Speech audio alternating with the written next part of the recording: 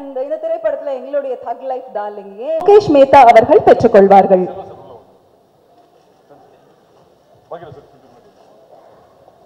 ஒரு நிமிஷம் போட்டோகிராஃபர் உட்காருமா பிரிங்க, அது விஷுவல்ஸ் தான்.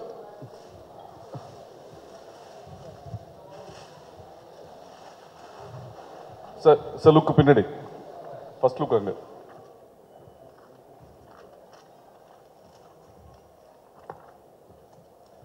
தியா அபிராமி ரித்விகா க்ளோஸ் பாக்கியராஜ் சார் போங்க. Okay photographer. எல்லோருக்கும் மாலை வணக்கம். இந்த அழகான விழாவுக்கு மரியாதை செலுத்த வந்திருக்கும் பத்திரிகை ஊடக நண்பர்களுக்கு ஒரு ஸ்பெஷல் வணக்கம். ரொம்ப நன்றி இங்கே வந்ததுக்கு.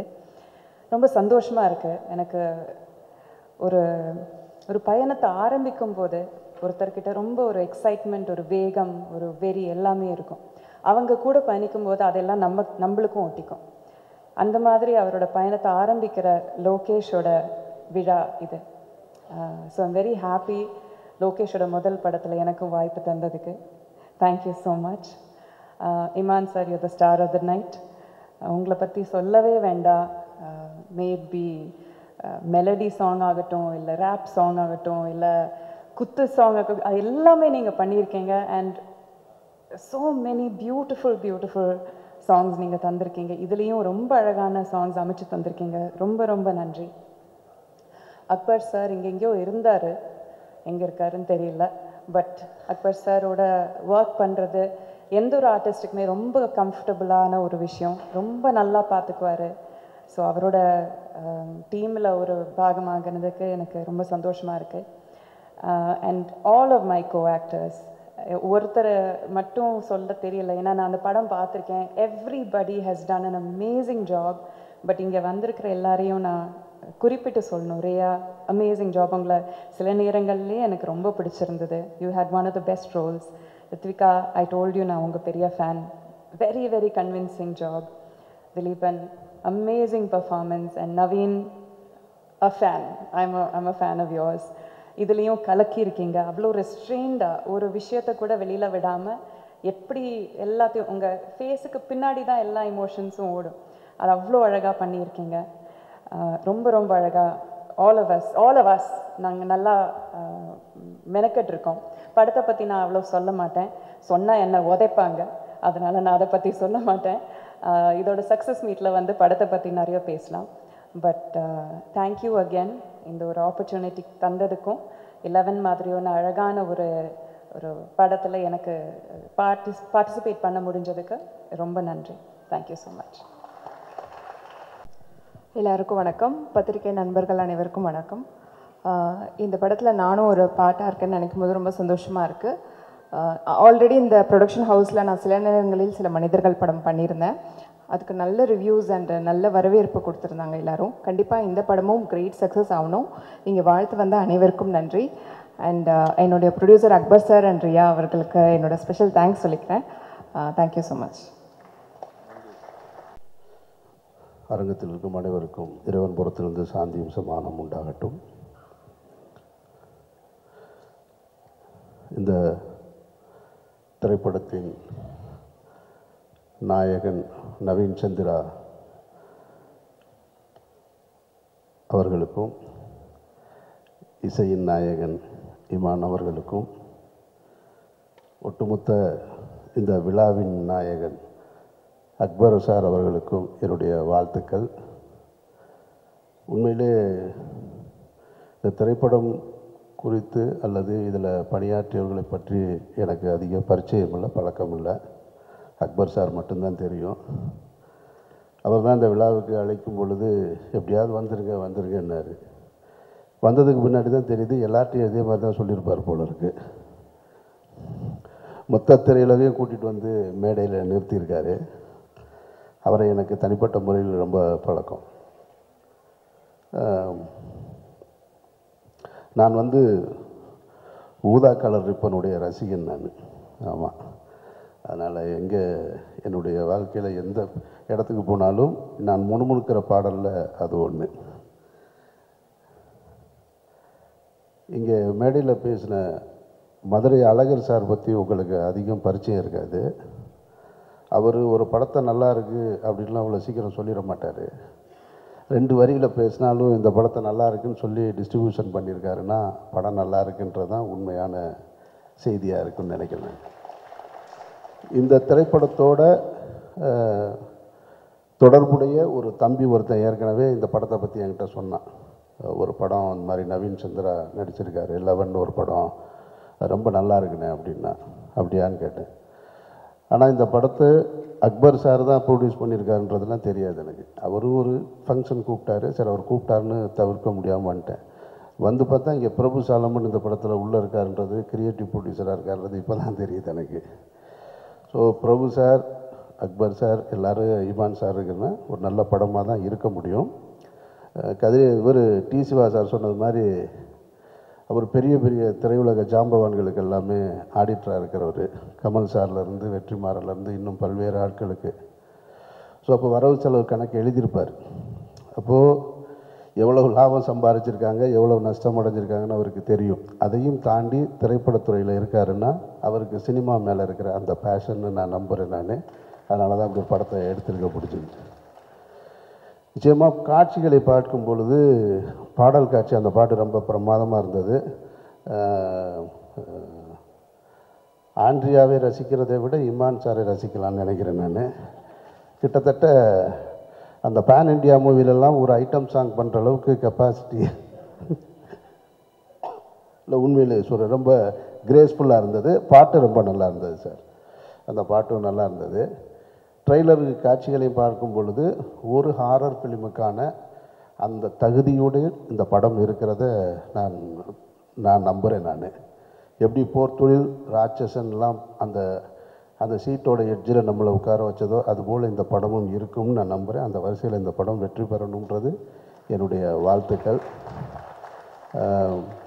மற்றபடி சொல்கிறதுக்கு ஒன்றும் இல்லை, நிறைய உழைப்பு இருக்குது தெரியுது. அது அந்த உழைப்பு உங்களுக்கு வெற்றியாக வந்து சேரணும். அக்பர் சார் தொடர்ந்து நீங்கள் படம் பண்ணணும். நவீன் சந்திரா இன்னும் நிறைய திரைப்படங்களில் நீங்கள் நடிக்கணும். இமான் சார் தொடர்ந்து ஆடணும், பாடணும். இமானோட ஒர்க் பண்ணணும்னு எனக்கு ரொம்ப ஆசை. நான் என்னுடைய அசிஸ்டண்ட் உங்ககிட்ட ஒர்க் பண்ணேன் ஒரு படம். அப்போ இருந்து கும்கியுடைய பாடல்களை வந்து இந்த படம்லாம் தொடங்குறதுக்கு முன்னாடி மொத்தமாக ஒரு 5 பாட்டையும் கையில் வச்சுக்கிட்டு பிரபு சாலமன் எங்ககிட்ட ஈசிஆரில் ஒரு இடத்துல காமிச்சார்.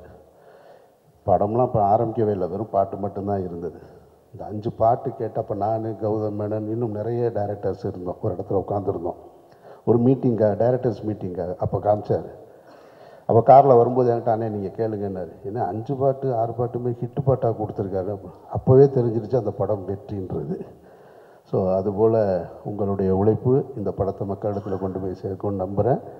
இந்த படம் ஒரு நல்ல திரைப்படமாக வந்து ரசிகர்களை கவர்ந்து வெற்றியடைய என்னுடைய நெஞ்சார்ந்த வாழ்த்துக்கள். நன்றி. 11 திரைப்படத்தோட ட்ரெய்லர் மற்றும் ஆடியோ ஃபங்க்ஷனுக்கு வந்திருக்கிற அனைத்து பத்திரிகை மற்றும் ஊடக நண்பர்கள் எல்லாத்துக்கும் என்னுடைய பணிவான வணக்கம். மற்றும் நிறைய வாழ்த்துறதுக்காக நிறைய பெருமர்கள் வந்திருக்காங்க. எல்லாத்துக்கும் என்னுடைய பணிவான வணக்கம் தெரிவிச்சுக்கிறேன். படத்தின் தயாரிப்பாளர் அக்பர் அவர்கள், டைரக்டர் லோகேஷ் அவங்களுக்கும் என்னுடைய பணிவான வணக்கம் தெரிவிச்சுக்கிறேன். அப்புறம் படத்தினுடைய தமிழ் தெலுங்கு 2 படத்துக்கும் ஹீரோ நவீன் சந்தர் அவருக்கு என்னுடைய பணிவான வணக்கம். அப்புறம் விழாநாயகன் இமான் அவர்கள், அவருக்கு அவருடைய டோட்டல் யூனிட் பாடினவங்க எல்லாத்துக்கும் என்னுடைய பணிவான வணக்கத்தை தெரிவிச்சுக்கிறேன். நான் நிகில் படத்துக்காக எல்லா டெக்னீஷியன் சொல்லிட்டு நல்ல எல்லாத்துக்கும் மொத்தமாக நிகில் என்ன படத்துக்கு ஆடியோ இதுக்கு வரணும்னு சொல்லி கூப்பிட்டு, நீ சாதாரணமாக கேட்குற மாதிரி கேட்டேன், என்ன மாதிரி டைப் படம் அப்படின்னு. அப்புறம் கிரைம் அப்படின்னு சொல்லி சொன்னாப்புல. நான் படம் பண்ணுறதுக்கும் நான் படம் பார்க்குறதுக்கும் சம்மந்தமே இல்லை. இது இந்த கேசட்டு ஆடியோ இதெல்லாம் டிஸ்கெல்லாம் எடுக்கிற அந்த லைப்ரரிக்காரன் சொல்லுவான் பூர்ணிமா கிட்ட, என்ன சார் இருக்கிற படத்துக்கு அவர் பார்க்குற படத்துக்கு சம்மந்தமே இல்லை, கத்தி துப்பாக்கி இல்லைன்னா அந்த படத்தையே வாங்க மாட்டேங்கிறாரு அப்படின்னு சொல்லிட்டு. எனக்கு உண்மையிலேயே படம் பார்க்குறது அப்படின்னு சொன்னோம்னா அந்த க்ரைம் ஆக்ஷன் இந்த மாதிரி படம் தான் எனக்கு ரொம்ப பிடிக்கும். மற்ற படத்தை ரசித்து பார்த்துட்ருப்போம், இருந்தாலும் இந்த க்ரைம் எல்லாம் அந்த படங்கள்லாம் வரும்போது கொஞ்சம் மூளைக்கும் வேலை கொடுக்குற மாதிரி அதில் விஷயங்கள் இருக்கும். அதனால் அடுத்தது என்னன்னு அந்த சஸ்பென்ஸோடு பார்த்துக்கிட்டு இருப்போம். ஸோ அதுதான் எனக்கு இன்ட்ரெஸ்ட் அந்த மாதிரி படங்களில். நான் அதிகமாக பண்ணல, வெடிமறை காத்துரு, கைதின் டைரி, இதுதான் அவ்வளோதான் பண்ணேன், வேறு எதுவும் சப்ஜெக்ட் பண்ணல. இருந்தாலும் அது என்னென்னா அவ்வளோ அந்த க்ரைமுங்கிறது உதாரணத்துக்கு சொல்லணுன்னா, ஒரு டெட் பாடி ஒரு ரூமை சுற்றி வர ஒரே ஒரு ஜன்னல் திறந்துருக்கும், லாக் ஆகிருக்கும், வேறு எந்த வழியுமே இல்லை. அந்த டெட் பாடி ஹேங் ஆகிட்டுருக்கும். அப்போ எல்லோரும் ஜன்னல் வழியாக பார்த்துக்கிட்டு கதவை உள்ளே தாள் போட்டிருக்கு அப்படின்னு சொல்லிவிட்டு அவர் சூசைடு தான் பண்ணிட்டாரு அப்படிங்கிற மாதிரி இருக்கும்போது போலீஸ்காரங்க 2 பேர் வருவாங்க, 2 ஆஃபீஸர்ஸ். அவங்க 2 பேர் வந்தோடனே எல்லாத்திட்டையும் கேட்குறாங்க, யாராவது போனாங்களா உள்ளே என்னென்னு கேட்டு, அதுக்கப்புறம் இல்லை சார் கதவு தாள் போட்டிருக்க உள்ள அவருக்கு ஏதோ கஷ்டம் போலுக்கு சூசைட் பண்ணிட்டாரு அப்படின்னா ஜன்னல் பார்க்குறாங்க. ஒரு ஜன்னல் வழியாக அப்படி ஹேங் ஆகிறது மட்டும் தெரியுது. சரி வேறு எந்த ரூட்டுமே இல்லை அப்படின்னு சொல்லும்போது கதவை உடைச்சிட்டு உள்ளே போகிறாங்க. போனோடனே 2 ஆஃபீஸரில் ஒரு ஆஃபீஸர் சுற்றி வர பார்த்துக்கிட்டே இருந்தான். ஒரு ஆஃபீஸர் உள்ளே வந்தோடனே அப்புறம் அந்த இன்னொரு ஆஃபீஸர் கூப்பிட்டான், இது தற்கொலை இல்லை கொலை அப்படின்னா. ஏய் என்னடா வந்த உடனேயுமே உள்ள தற்கொலை இல்லை கொலைங்கிற, இந்த பக்கமே ரூட் இல்லை உடனே கொலைங்கிற. இல்லைடா வந்தோன்னே கீழே பார்த்தேன் நான், என்னென்னா அந்த ஸ்டூலு கமுந்து கிடக்குது, அதில் தான் சூசைட் பண்ணிப்பேன். ஸ்டூலு 2 அடி தான் இருக்குது, ஆனால் அந்த கவுந்து தொங்குற காலுக்கும் தரைக்கு 2.5 அடி இருக்குது. 2 அடி ஸ்டூலில் ஏறி எப்படி 2.5 அடிக்கு மேலேயா போக முடியும்? 3 அடி ஸ்டூல்லேருந்து தட்டி விட்டு விழுந்தால் தான் 2.5 அடியில் வர முடியும். இவன் 2 அடி ஸ்டூல் தான் இருக்குது, 2.5 அடி மேலே இருக்கான் அப்படின்னா அப்போ என்ன, எங்கேயோ போட்டு ஏதோ பண்ணி இங்கே ஒன்று ஹேங் பண்ணிட்டாங்க அப்படின்னு. ஸோ அந்த மாதிரி மூளைக்கு வேலை கொடுக்குற மாதிரி நம்ம கொஞ்சம் நேரம் வரைக்கும் நமக்கு ஒரே டென்ஷனாக இருக்கும். இப்படி தான் அந்த க்ரைம் படங்கள் பார்க்கும்போது அந்த அளவுக்கு இன்ட்ரெஸ்டிங்காக இருக்கும். ஸோ இந்த 11 படம் அந்த மாதிரி அந்த ஜாதி அப்படின்னு சொன்னோன்னே எனக்கு படம் உண்மையிலே பார்க்கணுன்ட்டு. அப்புறம் யாருக்கிட்ட இருந்து வந்தவர் லோகேஷ் அப்படிங்கும்போது நம்பிக்கையான ஒரு டைரக்டருக்குன்னு வந்திருக்காரு அப்படிங்கும்போது கண்டிப்பாக படம் 16ஆம் தேதி பார்க்கணும் அப்படிங்கிற அளவுக்கு எனக்கே டெம்ட் ஆகிருக்கும்போது பார்த்தவங்க வேறு நிறைய பேர் ரொம்ப நல்லா இருக்குன்னு வேறு சொன்னாங்க. அதனால் கண்டிப்பாக படத்துக்கு நல்ல வரவேற்பு இருக்கும். அட்வான்ஸாக எல்லா டெக்னீஷியனுக்கும் படம் சம்மந்தப்பட்டவங்க எல்லாத்துக்கும் என்னுடைய மனமார்ந்த வாழ்த்துக்களை தெரிவிச்சுக்கிறேன். நன்றி, வணக்கம்.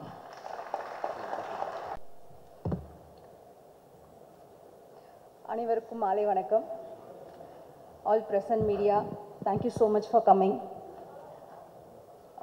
இப்படி ஸ்டார்ட் பண்ணுறது, ஆக்சுவலி ஸ்டேஜில் அவ்வளோ பேர் நிற்கிறத பார்க்கும்பொழுது ரொம்ப ஹாப்பியாக இருந்தது. இண்டஸ்ட்ரியில் இருக்க ஆல்மோஸ்ட் எல்லா ப்ரொடியூசர் அண்ட் டைரக்டர்ஸ் எல்லாருமே ஸ்டேஜில் இருந்தாங்க. இது எல்லாத்துக்குமே காரணம் அக்பர் சார் தான். அவர் எவ்வளோ லவ் எல்லாருக்கிட்டையும் எவ்வளோ லவ் கொடுத்து எவ்வளோ லவ் எடுத்திருக்காரு அப்படிங்கிறது இந்த ஸ்டேஜ் ஃபில்டாக இருக்கும் போது எனக்கு ரொம்ப ஹாப்பியாக இருந்துச்சு. ஸோ நானும் அவரோட பார்ட்னர்னு சொல்லிக்கிறதுல எனக்கு ரொம்ப சந்தோஷமாகவும் பெருமையாகவும் இருக்குது. And coming to the movie, என் கூட ஒர்க் பண்ண அத்தனை பேருக்கும் thank you so much. I start with Abirami ma'am. இன்றைக்கி தான் அவங்கள நான் ஃபஸ்ட் டைம் பார்த்துருக்கேன். ஆக்சுவலி ஷூட்டிங் ஸ்பாட்டில் ஒரு வாட்டி பார்த்தேன், பட் பேச முடியல, ரொம்ப அவசர அவசரமாக நீங்கள் போயிட்டு இருந்தீங்க. உங்களை பார்த்து ரொம்ப அட்மையர் பண்ணியிருக்கேன். டியூபி கிட்ட கேட்டிருக்கேன், நீங்கள் வைக்கிற ஷார்ட்டில் அழகாக இருக்காங்களா இல்லை அவங்க ரியலாகவே ரொம்ப அழகாக இருக்காங்களா அப்படின்னு. அதுக்கு டிஓபி சார் சொன்னார், ரெண்டுமே இருக்குது மேம் அப்படின்னு சொன்னார். அவர் டிஓபிஓ சாரோட சினிமாட்டோகிராஃபி எல்லாருக்குமே ரொம்ப, நாங்கள் ட்ரீஸர் ரிலீஸ் பண்ணும்போதே அவ்வளோ அப்ளாஸ் அவருக்கு. கால் பண்ணி கேட்காதவங்களே இல்லை, எல்லாருமே கால் பண்ணி கேட்டாங்க, ஃபஸ்ட் டைம் டிஓபியா அப்படின்னு சொல்லிட்டு. ஆனால் தமிழில் தான் அவருக்கு இது ஃபஸ்ட்டு படம். He done a very good job.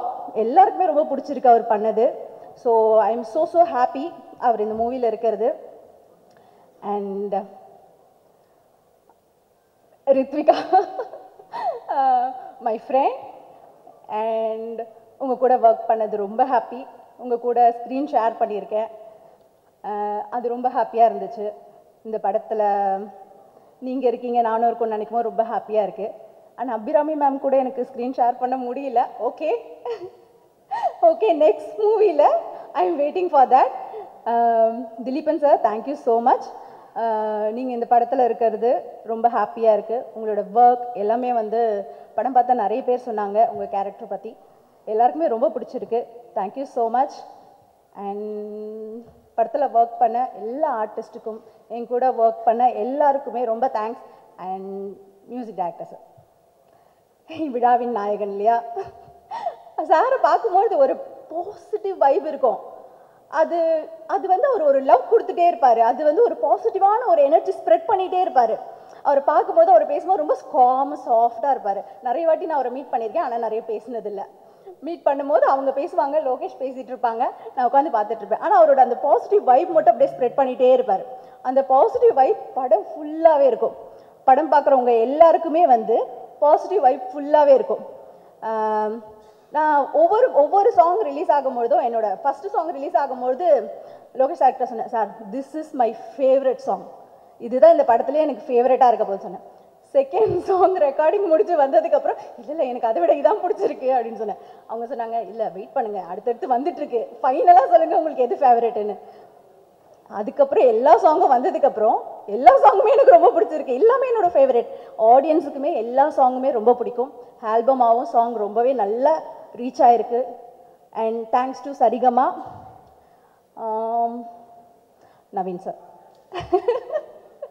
First time Naveen சாரை ஆடியோ லான்ச்சில் பார்த்தேன், சாரி ஃபோட்டோ ஷூட்டில் பார்த்தேன்.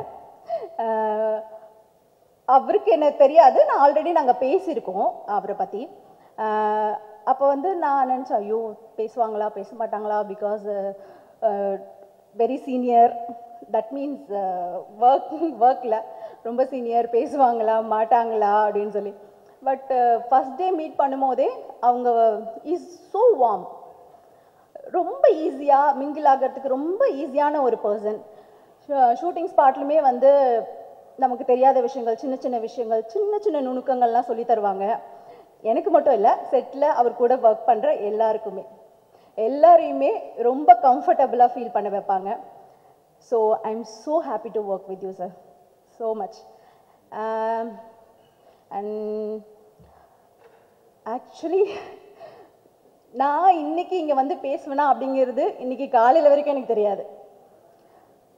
So one good soul is pushed me here. My family and என் கூட இருக்கவங்க எல்லாருக்குமே நான் இங்கே இன்னைக்கு இருப்பேன் அப்படின்றது தெரியாது. But I am so happy நான் இங்கே இருக்கிறது. நான் ஏன் இதை சொன்னேன்னா, படத்துலையுமே எனக்கு இன்றைக்கி ஒரு மேஜிக் நடந்துச்சு. சீரியஸ்லி என் லைஃப்பில் இன்றைக்கி ஒரு மேஜிக் நடந்துச்சு. ஏன் இப்போ நீ இதை சொல்கிறேன்னு தானே கேட்குறீங்க. இந்த படத்துலையுமே அப்படி ஒரு மேஜிக் இருக்குது. இந்த படத்தை பார்க்கும் பொழுது உங்கள் எல்லாருக்குமே தெரியும், ஒரு அன்கண்டிஷனல் லவ் இருக்குங்க இந்த படத்தில். அன்கண்டிஷனல் லவ் இருக்குது. அந்த லவ் ஒரு சூப்பர் மேஜிக்கை கிரியேட் பண்ணியிருக்கு படத்தில். நான் மேஜிக்னு சொல்கிறேன், சார் வேறு டெவில் இஸ் வெயிட்டிங்னு போட்டிருக்காரு, சோல்னு சொல்கிறேன், ஒரு சோல் இங்கே இருக்குன்னு சொல்கிறேன். நீங்கள் எல்லாருமே கனெக்ட் பண்ணி இதை வந்து ஒரு ஹரர் மூவின்னு நினச்சிடாதீங்க. It's a fully thriller and fully packed by heavy emotionally movie. So என் கூட ஒர்க் பண்ண எல்லாருக்குமே thank you so much. And finally Lokesh அவர்கள், எனக்கு இந்த படத்தில் வாய்ப்பு கொடுத்த லோகேஷ் சார் அவர்களுக்கு ரொம்ப ரொம்ப ரொம்ப ரொம்ப நன்றி. நான் பண்ண கேரக்டருக்கு எனக்கு சின்ன விஷயங்களாக சொல்லி என்னை மோல்ட் பண்ணி இந்த ஒரு கேரக்டர் பண்ண வச்சாங்க. So I am so happy. Finally my backbone and my wellwisher, my supporter mister Akbar sir. அவர் மட்டுமே இல்லை, அவரோட ஃபேமிலி, மும்தாஜ்மா, அஜ்மல், இஜாஸ், அவங்க ஃபேமிலி வந்து எனக்கு ரொம்ப சப்போர்ட் பண்ணியிருக்காங்க. என் கூட எந்த சுச்சுவேஷனில் என் கூட நின்றுருக்காங்க. என்னோட ஃபேமிலி என்னை எப்படி பார்த்துட்டு இருக்காங்களோ, என் அம்மா அப்பா என் சிஸ்டர் என் கூட எப்படி இருக்காங்களோ அதே மாதிரி அவங்க என் கூட இருக்காங்க. நான் ரொம்ப டைம் எடுத்துக்கிறேன்னு நினைக்கிறேன். ஐ எம் ஸோ ஹாப்பி. இந்த படத்தில் நான் ஒர்க் பண்ணது, இந்த படத்தில் நான் இங்கே இருக்கிறது, ஐ am so happy. Thank you so much every one. படத்தை தேட்டர் போய் பாருங்கள் எல்லாருமே. May 16 படம் ரிலீஸ் ஆக போகுது. நிறைய ப்ரொடியூசர்ஸ் எவ்வளோ ஸ்ட்ரகிள் பண்ணி படம் எடுக்கிறாங்க, படத்தை வெளியே கொண்டு வர எவ்வளோ அவங்க ஸ்ட்ரகிள்ஸ் பார்த்துட்ருக்காங்க அப்படிங்கிறது இங்கே இருக்க எல்லா ப்ரொடியூசருக்கும் தெரியும், டைரக்டர்ஸ்க்கும் தெரியும், இதில் ஒர்க் பண்ணுற அத்தனை பேருக்குமே தெரியும். அதனால எல்லாரும் தியேட்டர் போய் படத்தை பாருங்கள். Thank you so much every one. Thank you. எல்லா துதிக்கான மகிமையும் இயேசு கிறிஸ்து ஒருவருக்கு. ரொம்ப சந்தோஷம். இப்படி ஒரு மேடை 11 படத்துக்காக நடக்குதுன்னு நினச்சி பார்க்கும்போது ரொம்ப சந்தோஷமாக இருக்குது. வந்திருக்கு பத்திரிகை ஊடக நண்பர்களுக்கு என்னுடைய வணக்கங்கள். அக்பர் சாருக்கு முதல்ல நன்றி. ஏஆர் என்டர்டெயின்மெண்ட் அக்பர் சாருக்கும் அஜ்மல் கானுக்கும் ரேயா மேம்க்கும் என்னுடைய நன்றியை தெரிவிச்சுக்கிறேன். ஆச்சு இண்டஸ்ட்ரியில் மோர் தென் 23 இயர்ஸ்க்கு மேலே and more then 125 films. But இந்த க்ரைம் த்ரில்லர் ஜான்ராவில் வந்து எனக்கு படம் அமையவே இல்லை. ஸோ இதில் இந்த 11 படம் வந்து it is my first official ஒரு ப்ராப்பர் டிவோட்டட் க்ரைம் த்ரில்லராக இது அமைஞ்சதில் எனக்கு ரொம்ப ரொம்ப சந்தோஷம். நான் நிறைய ஓடிடியில் உட்காந்து திரைப்படங்கள் பார்க்கும்போது நிறைய இந்த மாதிரி க்ரைம் த்ரில்லர்ஸ் தான் வந்து பார்ப்பேன். ஏன்னா அதுதான் ரொம்ப இன்ட்ரீகிங்காக இருக்கும். ரொம்ப ஹுக்டாக உட்காந்து படத்தை பார்த்துக்கிட்டே இருக்கலாம். அது கிளைமேக்ஸ் வர வரைக்கும் அது என்ன சொல்ல வருது, என்ன சஸ்பென்ஸ் அப்படின்றதுல வந்து பயங்கரமாக ரொம்ப இன்டென்ஸாக உட்காந்து படம் பார்த்துட்ருப்பேன். ஸோ பட் அந்த மாதிரி படங்கள் வந்து ஏன்னா நிறைய கமர்ஷியல் ஃபிலிம்ஸ் வந்து பண்ணுறோம், நிறைய ரூரல் ஃபிலிம்ஸ் வந்து பண்ணுறோம், சிட்டி சப்ஜெக்ட்ஸ் நிறைய வருது பண்ணிகிட்ருக்கோம். பட் இந்த மாதிரி ஜான்ரில் நம்மளுக்கு ஒன்று கரெக்டாக ஒன்று அமையணுமே அப்படின்னு யோசிச்சுட்டு இருந்தேன். ஸோ லோகேஷ் அஜில்ஸ்க்கு முதல்ல என்னுடைய நன்றியை தெரிவிச்சுக்கிறேன். சுந்தர் சி சாருக்கு நான் ஒரு 8 ஃபிலிம்ஸ் பண்ணியிருக்கேன் சாருக்கு. அப்போது அவங்க ஒர்க் பண்ணிகிட்டு இருக்கும்போது சாரோட சேர்ந்து இருந்த அந்த ஒரு காலகட்டத்தில் இருந்த நிறைய உதவி இயக்குநர்களோடய சேர்ந்து அவங்களுடைய படங்களுக்கெல்லாம் வந்து இசையமைக்கக்கூடிய வாய்ப்பெல்லாம் கிடச்சிது. இப்போது பேசின பத்ரி அவர்கள், வீராப்பா இருக்கட்டும், திருவிளையாடல் ஆரம்பம் பூபதி பாண்டியன் அவர்களாகட்டும், அண்ட் சுராஜ் அவர்கள், அந்த மாதிரி. ஸோ அந்த டைமில் இருந்த யாரெல்லாம் வந்து இருந்தாங்களோ உங்களுக்கு எல்லாமே ஒர்க் பண்ணியிருக்கேன். பட் நான் ஒர்க் பண்ண டைமில் லோகேஷ் அப்போது இல்லை, அதுக்கப்புறம் தான் லேட்டர் தான் லோகேஷ் அவர்கள் வந்து ஜாயின் பண்ணியிருக்காரு பிறகு. அண்ட் முதல்ல லோகேஷ் சார் வந்து இந்த மாதிரி சுந்தர் சாருடைய அசிஸ்டன்ட். நான் இந்த மாதிரி ஒரு ஸ்கிரிப்ட் சொல்லணும் அப்படின்னோடனே நான் ஒரு மாஸ் கமர்ஷியல் என்டர்டெய்னராக இருக்கும், நிறைய ஹியூமர்லாம் வச்சு ஒரு மாஸ் கமர்ஷியல் என்டர்டெய்னராக இருக்கும் அப்படின்னு தான் நினச்சேன். பட் ஸ்கிரிப்ட் கேட்கும் போது தெரிஞ்சது ரொம்ப ஒரு இன்டென்ஸான க்ரைம் த்ரில்லர் வந்து கொண்டு வந்திருக்காரு. முதல்ல அவர்கிட்ட கேட்டதே நான் இந்த மாதிரி கதைக்கு முதல்ல என்ன எப்படி யோசிச்சிங்க? ஏன்னா எப்போவுமே சினிமாவில் ஒரு விஷயம் இருக்கு இல்லையா, ஒருத்தர் வந்து அம்மா வேடம் போட்டாங்கன்னா கடைசி வரைக்கும் அம்மா வேஷம் தான், ஒரு தங்கச்சி தான் கடைசி வரைக்கும் தங்கச்சி வேஷம் தான். அந்த மாதிரி க்ரைம் த்ரில்லருக்கு எப்படி பாயிமான் செட் ஆவார் அப்படின்னு ஒரு யோசனை வந்து அவங்களுக்கு வரலன்னா கூட ஒரு 10 பேர் வந்து சொல்லி கும்மி அடிச்சிருவாங்க இல்லையா. ஸோ அப்படியே தான் சினிமாவில் இருக்கும். பட் எப்படி அப்படி யோசிச்சிங்க அப்படின்னு சொன்னால், இல்லை சார் இது வரைக்கும் நீங்கள் பண்ணல, அந்த மாதிரி பண்ணால் ரொம்ப நல்லாயிருக்கும் அப்படின்னு யோசித்தேன் அப்படின்னுக்காக வந்தார். ஸோ அங்கேயே அவர் வந்து ரொம்ப ஓகே, ஒரு ஆஃப் பீட்டாக யோசிக்கிற ஒரு இயக்குனராக இருக்காருன்னு எனக்கு ரொம்ப பாசிட்டிவாக இருந்தது. அண்டு படம் எல்லாம் டோட்டலாக முடிச்சு கார்த்திக்கோடைய ஒர்க் வந்து அவுட்ஸ்டாண்டிங் இந்த படத்தில். அண்ட் அவர் இப்போவே அடுத்த படத்தோடைய ஷூட்டிங்லாம் போய்ட்டு ஷெட்யூல்லாம் முடிஞ்சுதா கார்த்திக்? முடிஞ்சில்ல? அடுத்த படம் ஷூட்டிங் ஷெட்யூல் முடிஞ்சுது, படமே முடிஞ்சு பாருங்கள் அந்த அளவுக்கு. ஸோ இந்த படம் வெளிவரும் போது இன்னும் நிறைய பேர் கார்த்திக்குடைய ஒர்க்கை வந்து நிச்சயமாக நோட் பண்ணி எல்லா ரிவ்யூஸ்லேயும் கண்டிப்பாக அது இருக்கும். அது இப்போவே எனக்கே தெரியுது. அண்ட் லோகேஷோடைய ரைட்டிங், லோகேஷ் அஜில் சார்களுடைய ரைட்டிங் வந்து அவுட்ஸ்டாண்டிங். அது ஸ்கிரிப்ட் நரேஷன் கேட்கும் போதே அவ்வளோ கிரிப்பிங்காக வந்து இருந்தது. இது அப்போவே தெரிஞ்சது, ஓகே இது வந்து மேக்கிங்காக வந்து கொஞ்சம் இப்படி அப்படி இருந்தால் கூட ரைட்டிங் செம்மையாக இருக்குது, இது வந்து ஒரு நிச்சயமாக ஒரு கேரண்டி க்ரைம் த்ரில்லராக இருக்கும் அப்படின்னு நினச்சேன். ஆனால் படம் பார்க்கும்போது ஐ வாஸ் ப்ளோன். அவர் வந்து எப்போவுமே என்னென்னா ரொம்ப பில்டப்லாம் வந்து பண்ண மாட்டார், சும்மா வந்து படத்தை கொடுத்துட்டு சார் பார்த்துட்டு சொல்லுங்கள் சார் அப்படின்னு வந்து சொல்லிடுவார். ஸோ அப்படி பார்க்கும்போது ஐ குடன்ட் கண்ட்ரோல். நான் வந்து ஃபோன் பண்ணி அவர்கிட்ட ரொம்ப நேரம் பேசிட்டு இருந்தேன்.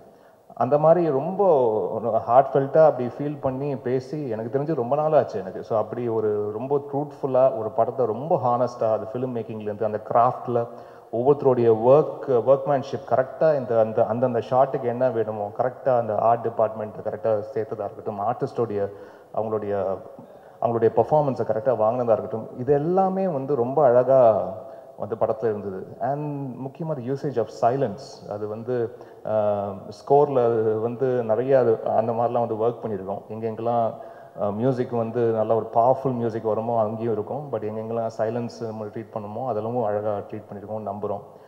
அண்ட் இந்த படத்தோடைய ஆடியோகிராஃபர் ராஜா அவர்களுக்கும் இந்த நேரத்தில் நன்றியை தெரிவிச்சுக்கிறேன். அண்ட் முக்கியமாக இந்த ஆல்பம் எனக்கு ரொம்ப ஸ்பெஷல். ஏன்னா முக்கியமாக சிங்கர் மனோ அவர்கள், நான் இப்போ கூட ஒரு ரியாலிட்டி ஷோவில் கூட இருந்து மனோனை வந்து வாரம் பார்த்துக்கிட்டு இருக்கேன். அண்ட் எனக்கு திரைக்கு நான் வர்றதுக்கு முன்னாடி அவரோட மியூசிக் கம்போசிஷனில் நான் வந்து கீபோர்ட் ப்ரோக்ராமராக நான் வந்து ஒர்க் பண்ணியிருக்கேன். ஸோ பட் இத்தனை ஆண்டு காலமாக நானும் இசையமைச்சிட்ருக்கேன், பட் கரெக்டாக ஒரு சாங்க்கு வந்து மனோனை வந்து பாட வைக்கவே முடியல. அது கரெக்டாக இந்த படத்தில் அது அமைஞ்சது. அது வந்து லோகேஷுக்கும் நன்றியை தெரிவிச்சுக்கிறேன். நான் மனோன்னு சொன்னோன்னே சார் ரொம்ப நல்லாயிருக்கும் அவர் நம்ம போகலாம் அப்படின்னு சொன்னதுக்கு. ஸோ அது ஒரு லாங் டைம் வெயிட். இந்த படத்தில் மனோ அண்ணன் வந்து ஒரு பாட்டு பாடியிருக்காங்க. And I would like to just mention singers names மட்டும் மென்ஷன் பண்ணியிருக்கேன். ஜோனிதா காந்தி ஒரு சாங் பாடியிருக்காங்க, ஆண்ட்ரியா ஜெரமியா வந்து ஒரு சாங் பாடியிருக்காங்க, ஸ்ருதி ஹாசன் ஒரு சாங் பாடியிருக்காங்க, சக்தி ஸ்ரீ கோபாலன் சாங் பாடியிருக்காங்க, ஸ்வேதா மோகன் பாடியிருக்காங்க, and newcomers Varun Paranthaman, Jovin Shamalina, Manoj Krishna, Deepak Blues, Punya Selva and Aadhira Suresh எல்லாருக்கும் என்னுடைய நன்றியை தெரிவிச்சுக்கிறேன். அண்ட் பாடல்கள் எழுதின கபிலன் அவர்கள், விஷ்ணு எடவன் அவர்கள் அண்ட் லோகேஷ் அவர்களே வந்து ஒரு இங்கிலீஷ் சாங் வந்து எழுதியிருக்காரு. அண்ட் ராகேந்து மௌலி தமுகு அப்படின்னு தமிழும் தெலுங்கும் கலந்த மாதிரியான ஒரு பாடல், இதெல்லாம் வந்து ஒர்க் பண்ணியிருக்கோம். நிச்சயமாக இந்த திரைப்படம் மே 16ஆம் தேதி அது வந்து நீங்கள் உங்களுடைய பார்வைக்கு வரும்போது நிச்சயமாக உங்களுக்கு ஒரு பிடிக்கிற மாதிரியான ஒரு திரைப்படமாக இருக்கும். நம்மளுக்கு எப்படி தமிழ் சினிமாவில் வந்து ஒரு ராட்சசன் வந்து ஒரு முக்கியமான படமாக இருந்ததோ, போர் தொழில் எப்படி ஒரு முக்கியமான படமாக இருந்ததோ, நிச்சயமாக அந்த லிஸ்ட்டில் இந்த படம் இருக்கும்னு என்னுடைய நம்பிக்கை இருக்குது. நீங்கள் படத்தை பாருங்கள், பார்த்துட்டு உங்களுடைய அன்பும் ஆதரவும் கொடுங்க. மறுபடியும் thank you so much for all the love support. Present மீடியாவுக்கு ஒன்ஸ் அகெயின் நன்றி.